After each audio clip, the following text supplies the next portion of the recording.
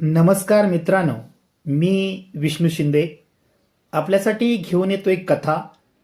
लेखन आणि अभिवाचन विष्णू शिंदे. Mobile number 9623102113. चला तर मित्रांनो, ऐकूया ही कथा. कथेचं नाव आहे पेन्शन. शनिवार सकाळची शाळा. दिलीपनं सायकलवर टांग टाकली आणि तो जोरजोरानं पायंडल मारू लागला. 10 ते 12 किलोमीटरचं अंतर, दररोजचं जाणं येणं 25 किलोमीटर व्हायचं. दिलीप सायकलवरनंच ये जा करायचा. स्थानिक शिक्षण संस्थेचं ते विनाअनुदानित हायस्कूल. गेली 4-5 वर्ष ऊन वारा आणि पावसाची तमानं बाळगता तो सायकल पळवत होता. आज शनिवार सकाळची शाळा म्हणून त्याच्या सायकलनं जरा रोजच्यापेक्षा जास्तच वेग घेतला होता. मार्च महिना असल्यामुळं सायकल मारून मारून त्याच्या सगळ्या अंगाला घाम फुटला होता. कपाळावरच्या घामाच्या धारा गालावरनं खाली वगळत होत्या. मधीच तो त्या घामाच्या धारा हातानं पुशीत होता. भविष्याच्या आशेवर तो सायकल चालवित होता. गेल्या 4-5 वर्षापासून दिलीप गावापासून 10-12 किलोमीटर अंतर असणाऱ्या विनाअनुदानित RP पाटील हायस्कूलमध्ये उपशिक्षक म्हणून काम करत होता. आज ना उद्या अनुदान मिळेल या आशेवर तो राबत होता. हायस्कूल विनाअनुदानित असल्यामुळं संस्थापक कवा तरी 4-5 हजार रुपये द्यायचं. वर्षाचं मिळून 10-15 हजार व्हायचं. दिलीप बरोबर या शाळेतील सर्वच शिक्षक मनापासून आणि प्रामाणिक काम करायचं. मागच्या 5 वर्षाचा निकाल 100% होता. त्यामुळं चालू वर्षी 20% टप्पा अनुदान मिळणार याची सर्वांना खात्री होती. RP पाटील हायस्कूलचा तालुकावर गाजावाजा होता. एक गुणवंतधारक हायस्कूल म्हणून त्याची गणना होती. हायस्कूलची विद्यार्थी संख्या पण चांगली. या हायस्कूलचं बरेच विद्यार्थी वेगवेगळ्या स्पर्धा परीक्षेतून राज्य पातळीवर पोचले. पण बिनपगारी किती दिवस राहायचं हा पण प्रश्न होताच की. रोजचं रहाटगाडगं चालू होतं. जूनमध्ये 10वीचा निकाल लागला. RP पाटील हायस्कूलचा 100% निकाल. पेपरात शाळेचं नाव झळकलं. पुन्हा सर्व शिक्षकांना काम करण्याचा हुरूप वाढला. 1-2 महिन्यात शाळेला 20% टप्पा अनुदानाचं पत्र आलं. सर्व शिक्षकाचा आनंद गगनात मावत नव्हता.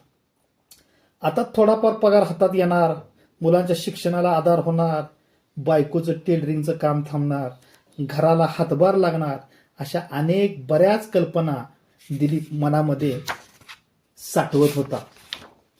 मास्तरची नोकरी आहे म्हणून धाडस करून दिलीपला मामानं मुलगी दिली होती. ती पण ग्रॅज्युएट होती. नवऱ्याला पगारच नाही म्हटल्यावर ती तरी काय करणार. ती पण मिळेल ते टेलरिंगचं काम करायची. पण शाळेला 20% अनुदान मिळाल्यावर ते आत्ता थांबणार होतं. 1-1 वर्ष जात होतं. RP पाटील हायस्कूलची दिवसेदिवस प्रगती होत होती. हायस्कूल आता 100% अनुदानास पात्र झालं होतं. सर्व शिक्षकांना संपूर्ण पगार मिळत होता. मागच्या 10-12 वर्षी केलेल्या कष्टाचं चीज झालं होतं. 100% अनुदानावर आलेलं हायस्कूल, त्यामुळे शिक्षकांचा पगार पण फुल झाला होता. शिक्षकांना फुल्ल पगार मिळतोय म्हटल्यावर संस्थापक RP पाटलांची बुद्धी पालटली. शाळा विकासाच्या नावाखाली त्यानं प्रत्येक शिक्षकाकडे प्रत्येकी 5-5 लाखाची मागणी केली. मुळातच शाळा बांधताना गावकऱ्यांनी आणि मुंबईवाल्यांनी संस्थापक पाटलांना भरपूर मदत केली होती. रस्त्याकडची शाळेची जागा फक्त पाटलांची होती. पण 10 खोल्यांची 2 मजली टोलेंची इमारत, मैदान सपाटीकरण, बोरची व्यवस्था इत्यादी सर्व भौतिक सुविधा संस्थापक पाटलांनी गावकऱ्यांच्या पैशावर उभ्या केल्या होत्या. सर्व सुविधा शाळेमध्ये होत्या. पण शाळा विकासाच्या नावाखाली संस्थापक पाटलांनी ही मागणी सर्व शिक्षकांच्याकडे केली होती. 2 दिवसांनी संस्थापक पाटलांनी हायस्कूलमध्ये सर्व शिक्षकांची बंद खोलीत मीटिंग घेतली. मुख्याध्यापकासह 5 शिक्षक, 2 शिक्षिका, 1 क्लार्क आणि 2 शिपाई अशी ती मीटिंग झाली. प्रत्येकी 5 लाखाच्या मागणीला कोणीही नकार दिला नाही. 8 दिवसात पैसे द्यायचं असं सांगण्यात आलं. त्या दिवशी शाळा सुटल्यावर दिलीप घरला आला. त्यानं आईला आणि बापूला आणि बायकोला हा पैशाचा विषय सांगितला. दिलीपचं 4-5 खोल्याचं ते कौलारू घर, पगार चालू झाल्यापासून दिलीपनं त्या घराला गिलावा करून घेतला होता. फरशी घालून घेतली होती. घराच्या मागच्या बाजूला संडास बाथरूमची व्यवस्था केली होती. संडास बाथरूमच्या जवळ म्हसरासने शेड बांधलं होतं. गोट्यात 2 मुरा म्हशी होत्या. त्यांचं दररोज 5-6 लिटर दूध डेअरीला जात होतं. मागच्या वर्षी दिलीपनं स्प्लेंडर गाडी घेतली होती. मुलांचं शिक्षण चालू होतं. त्यांचा पण खर्च होताच की. दिलीपनं पैशाचा विषय काढताच दिलीपचा बापू दचकन हल्ला. का र? आणि आता कसलं पैसे भरायचं? मागची 10-12 वर्ष फुकटच काम केलंस की तू. त्यांची एक गिन्नी पण दिली नाही त्यांनी. पण आत्ता कसलं पैसे भरायचं? बापूने विचारलं.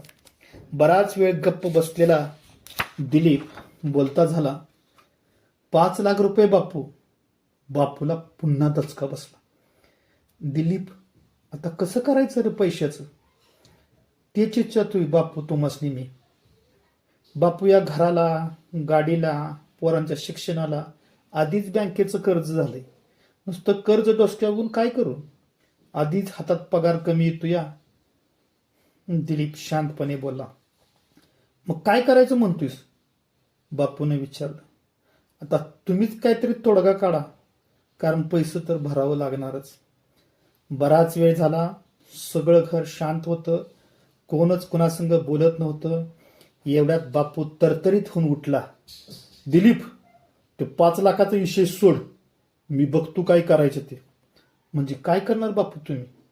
ती भटकेतली 10 गुंठ जमीन विकून टाकू आणि ठेवून तरी काय कामाचे लेका? या वक्ताला ती कामाला यायची नाही तर कावा यायची? बघ तुला पटतंय का मी काय म्हणतोय ते? जपली होती काळजाच्या तुकड्यासारखी, पण नारड्यावर सूर्य आल्यावर काय करायचं? बापूचं हृदय भरलं. पण बापू ती ऐकल्यावर गावात आपल्याला काकरी पण शिल्लक राहत नाही की. दिलीप शांतपणे बोलला. भटकीतली 10 गुंठ जमीन विकण्याचा निर्णय झाला. 1-2 दिवसात व्यवहार झाला. 50,000 गुंठा विकला. खरेदी खत झालं. दिलीपला 5 लाख रुपये मिळालं. मिळालेलं 5 लाख रुपये दिलीपनं शाळा विकास निधी म्हणून संस्थापक R.P. पाटलांच्याकडे जमा केलं. बाकीच्या शिक्षकांनी गपगुमान विकास निधी पाटलांच्याकडे जमा केला. मुलांच्या शिक्षणाचा खर्च वाढत होता. ती शहरात राहत होती, त्यामुळे खर्च जास्तच होता. पगाराची आणि खर्चाची महिन्याच्या शेवटी कशी तरी गाठ पडायची.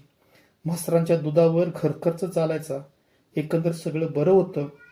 नोकरी ते घर आणि घर ते नोकरी असं दिलीपचं चाललं होतं. एवढा पगार असून कशाला कशाची गाठ पडत नव्हती. जमीन गेल्याचं दुःख त्याला सारखं टोचत होतं. एवढी बापजाद्यांनी सांभाळलेली जमीन माझ्या बापाला विकावी लागली. परत कुठेतरी जमीन घ्यावी असं तो मनाशी सतत ठरवत होता. पण पगारच शिल्लक राहत नव्हता. त्याचा नाईलाज झाला. इतरांच्या पेक्षा बरं आई आणि बापू निदान सुखात तरी होते. कालच जिल्हा माध्यमिक शिक्षक संघटनेच्या अध्यक्षांचा फोन आला.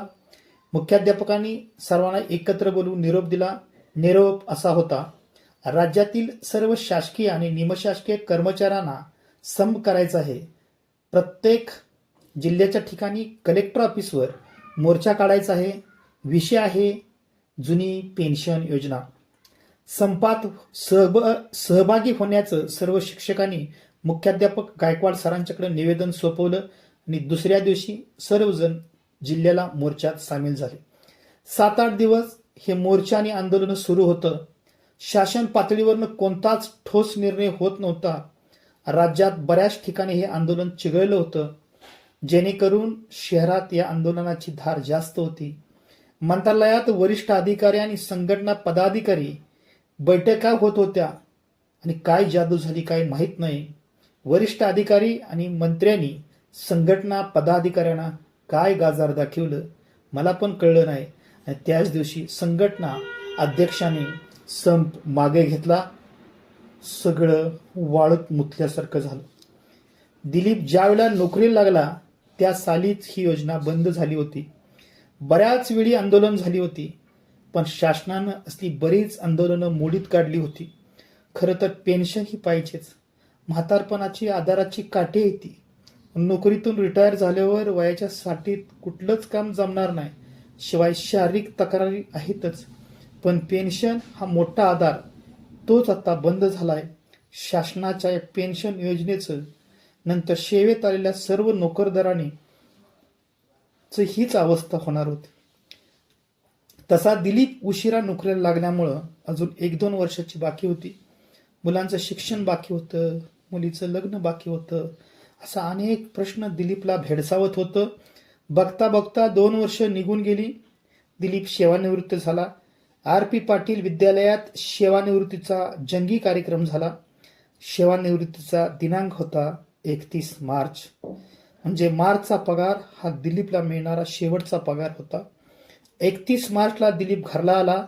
आज जरा तो धीरगंभीर दिसत होता, कारण उद्यापासून शाळेत जाणार नव्हता आणि त्याचा पगार बंद होणार होता. सांच्याला जेवण झाल्यावर तो हातुरणावर आडवा पडला. डोळ्याला डोळा लागत नव्हता. न राहून तो शेजारी झोपलेल्या पत्नीला म्हणाला, होय ग शुभांगी, तर पुढचं लय अवघड आहे.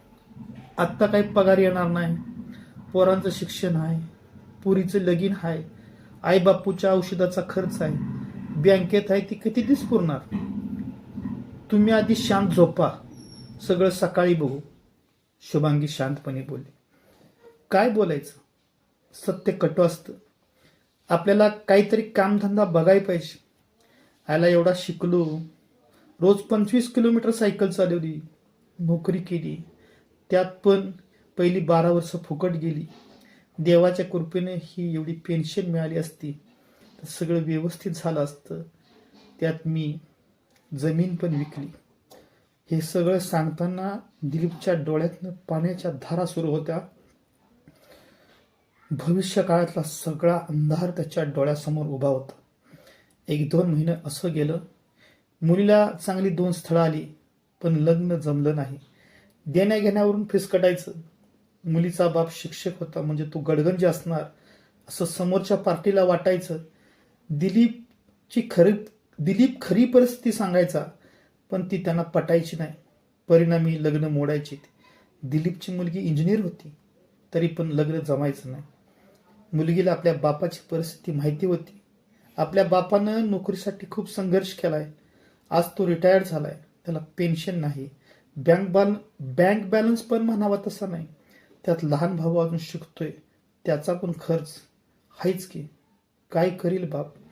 महिन्याभरात एक बातमी कानावर आली. दिलीपच्या मुलीनं पळून जाऊन कोणाबरोबर तरी लग्न केलं.